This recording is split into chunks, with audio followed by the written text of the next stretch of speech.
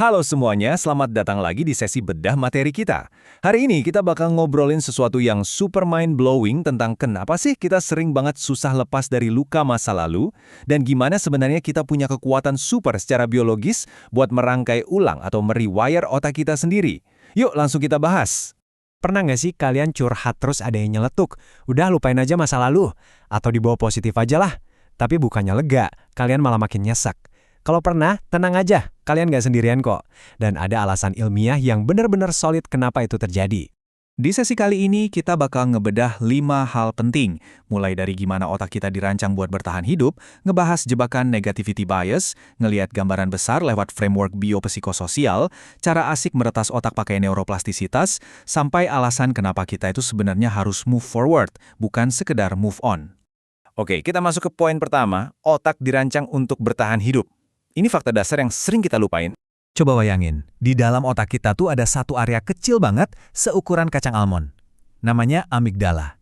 Biarpun kecil, amigdala ini ibarat sistem alarm atau satpam 24 jam yang tugas utamanya satu, mendeteksi ancaman dan ngelindungin kalian dari bahaya. Saking protektifnya si satpam ini, otak bakal otomatis ngunci rapat-rapat memori yang emosional. Misalnya nih, pas sekolah kalian pernah dimarahin habis-habisan sama guru. Otak bakal nyimpen kejadian memalukan itu kuat-kuat, karena dia mikir, ini pelajaran penting, jangan sampai keulang lagi biar aman. Jadi, ya otak nahan memori buruk itu murni buat ngelindungin kalian sendiri. Nah, fungsi proteksi itu ngebawa kita ke bagian kedua, jebakan kuat dari negativity bias. Maksudnya gimana tuh? Gini, secara biologis kita ini udah terprogram sama yang namanya negativity bias. Otak kita bakal jauh lebih gampang nempel sama hal-hal negatif ketimbang yang positif. Ibaratnya, 100 pujian yang kalian dapat hari ini bisa langsung ambiar gitu aja cuma gara-gara satu kritikan pedas. Contoh gampangnya, misal kalian pernah dibully dan dilempar sampah di kantin sekolah. Otak bakal ngerekam momen itu sedetil mungkin biar kalian gak ngelewatin area berbahaya itu lagi. Tapi efek sampingnya, kejadian itu ninggalin luka batin yang dalam yang bikin kalian ngerasa gak berharga, ngerasa selevel sama sampah tadi. Itu bukan sekedar hari yang apes, itu adalah trauma. Kalau kita nggak waspada, bias ini tuh bakal berubah jadi siklus negatif self-talk yang berulang ribuan kali tiap hari. Kalian mulai mikir, gue nggak pinter, gue nggak pantas. Dan asal kalian tahu, omongan jahat ke diri sendiri ini justru jauh lebih ngerusak dibanding hinaan dari luar. Karena kalau terus diulang, perlahan-lahan otak kalian bakal beneran percaya sama kebohongan itu. Makanya, kita butuh sudut pandang yang lebih luas.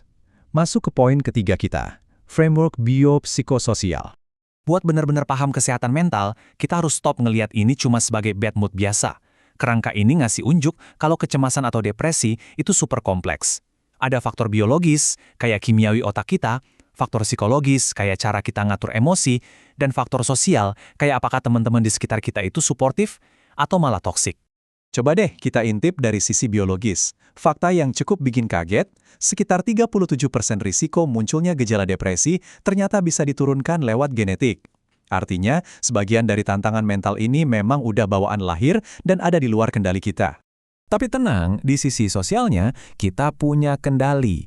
Secara harfiah, sel saraf di otak itu bisa mati kalau nggak terhubung sama sel lain, sama kayak manusia. Interaksi tatap muka yang bermakna itu memicu keluarnya oksitosin, si hormon cinta, yang ngebantu banget menstabilkan emosi. Kalau saat ini kalian ada di lingkungan yang toksik, mundur dan nyari koneksi yang benar-benar peduli sama kalian, itu adalah langkah yang sangat amat valid. Terus, kalau biologi kita kadang nggak mendukung, ada solusinya nggak? Nah, ini bagian keempat kita, meretas otak dengan neuroplastisitas. Ini bagian favorit saya. Jawabannya adalah neuroplastisitas. Ini adalah fakta ilmiah yang ngebuktiin kalau otak kita itu plastis, alias bisa ngebentuk jalur saraf yang baru sepanjang hidup kita. Sama aja kayak pas kalian baru pertama kali belajar naik sepeda. Awalnya kaku dan sering jatuh kan, tapi lama-lama lancar kan? Begitu juga cara kita merangkai ulang cara berpikir kita. Kita bisa ngeretas otak pakai beberapa trik. Pertama, Cognitive Behavioral Therapy atau CBT. Jadi, pas otak kalian bisik, gue bodoh banget sih, langsung kalian tantang pakai logika. Kata siapa? Gue bisa lulus kuliah kok. Terus bisa juga pakai tiny experiments. Ngelihat rutinitas harian itu sebagai ruang belajar, bukan sekedar soal sukses atau gagal. Ada juga habit stacking, yaitu numpangin kebiasaan baru di atas yang lama. Sama modifikasi situasi, sesimpel mindahin charger HP jauh-jauh dari kasur, biar otak kalian tahu kalau kasur itu buat istirahat, bukan buat mikir. Nah, pas lagi overthinking ekstrim di malam hari sampai susah napas, kalian bisa langsung potong siklus kecemasan itu pakai teknik fisik yang namanya box breathing. Tarik napas 4 detik, tahan 4 detik, hembusin pelan-pelan 4 detik, dan tahan lagi 4 detik. Ini bukan cuma sugesti, teman-teman. Ini secara nyata mengkalibrasi ulang sistem saraf kalian, memaksa otak buat fokus ke tubuh, bukan ke hal-hal yang belum pasti. Dan sekarang kita sampai di poin kelima, sekaligus pergeseran paradigma paling penting di sesi ini. Move forward, bukan move on. Kata move on yang sering dibilang orang-orang itu sebenarnya adalah mitos secara biologis. Otak kita nggak punya tombol delete buat ngapus masa lalu. Sebagai gantinya, kita harus move forward. Daripada lari tanpa arah buat ngelupain sesuatu, move forward ngajarin kita buat ngerangkul masa lalu itu, menjadikannya pelajaran, dan jalan terus menatap ke depan. Kelihatan banget pas kita lagi berduka, misalnya kehilangan hewan peliharaan kesayangan. Rasa hancur itu wajar, karena otak kalian baru aja kehilangan salah satu sumber oksitosin dan rasa aman. Maksa diri buat cepet-cepet move on itu mustahil. Move forward justru berarti kalian merayakan ikatan indah yang pernah ada, dan melangkah maju dengan tetap membawa memori kasih sayang itu di hati kalian.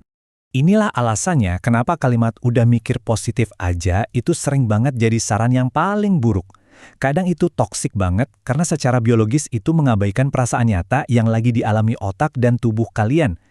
Kita butuh memproses emosi negatif sebagai informasi, nggak bisa asal ditutup-tutupin seolah semua baik-baik aja. Pergumulan mental, trauma, atau episode depresi yang kalian alamin, itu semua bukan identitas kalian. Kejadian itu nyata dan bagian dari hidup kalian, betul.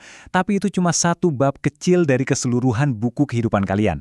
Jangan biarin satu halaman yang gelap ini menutup ribuan potensi di halaman-halaman berikutnya. Jadi, dengan pemahaman baru soal gimana mesin biologis di kepala kita ini bekerja, pertanyaan buat kalian hari ini adalah, satu langkah kecil apa yang bakal kalian lakuin untuk mulai move forward? Coba renungkan sebentar. Rayakan setiap kemenangan kecil kalian ya, dan sampai jumpa di sesi bedah materi kita berikutnya.